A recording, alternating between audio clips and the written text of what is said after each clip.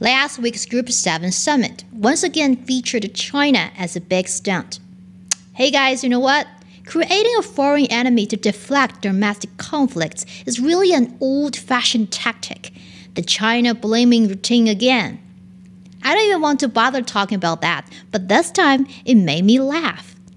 They're literally saying, although we're not looking to decouple from China, but China is economically coercing other countries. Are you serious? The United States, the biggest bully in the world, the father, mother, and grandfather of coercive diplomacy, is accusing other countries of what it has done for years with its allies. Then, I do have some stories to tell. I'm Sina. Welcome to Facts Tell.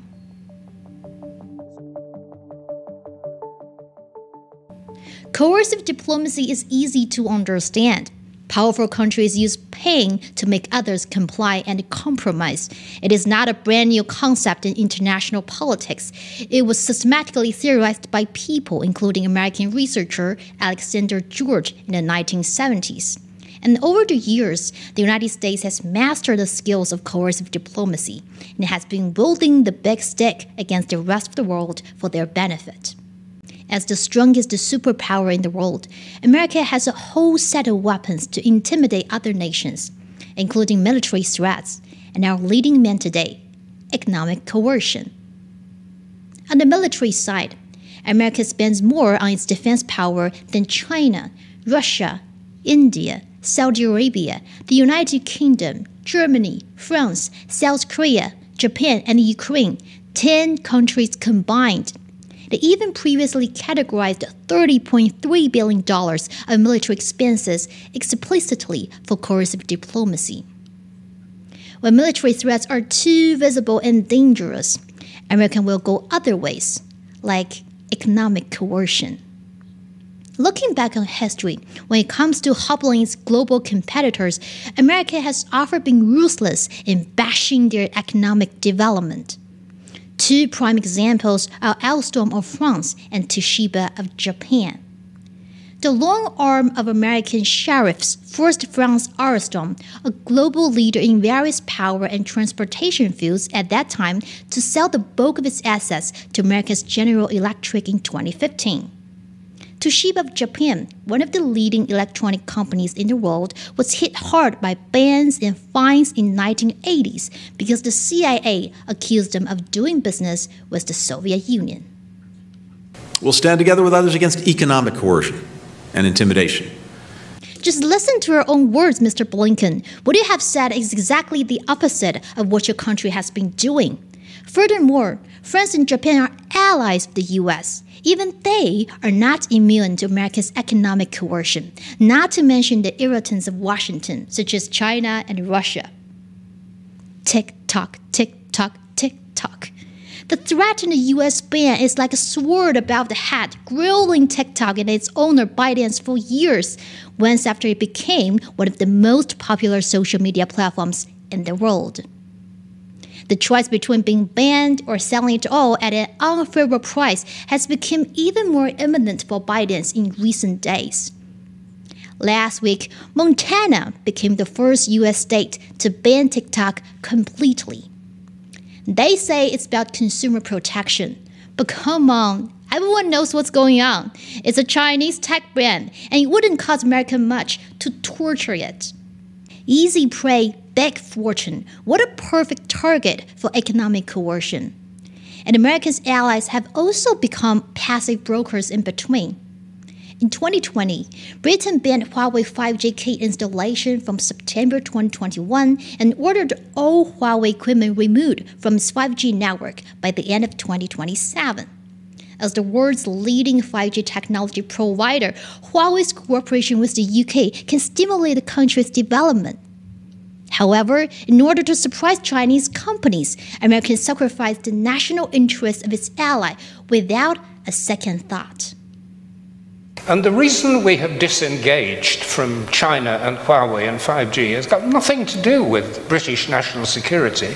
It's because we were told by the Americans that we had to.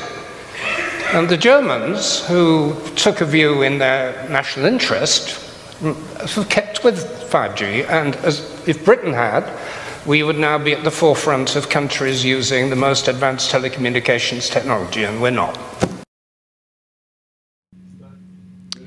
Cotton, chips, and many other familiar issues are also important weapons of America's economic coercion against China. Next time you'll read about these, don't be surprised. As for Russia, the United States has been imposing economic sanctions against it for ages.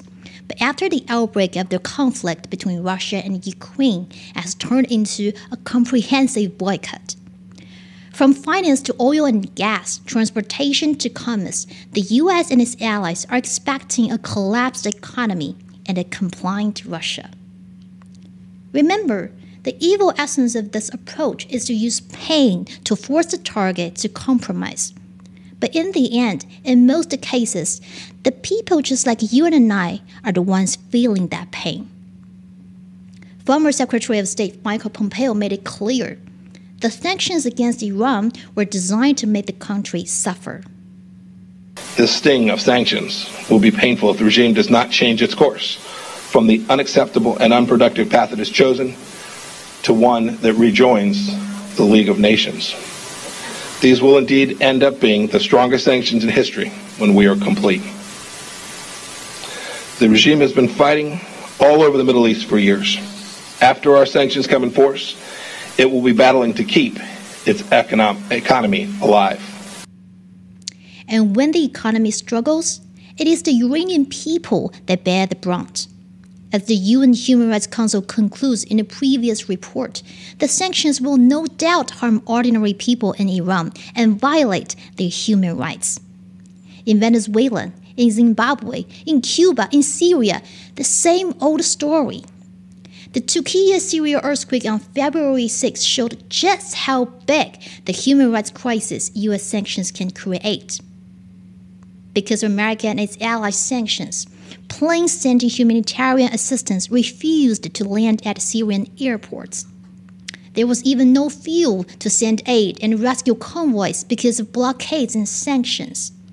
Syrians were digging through the rubble with their bare hands because the U.S. and its allies' sanctions left them without enough heavy machinery to continue their search and rescue operations.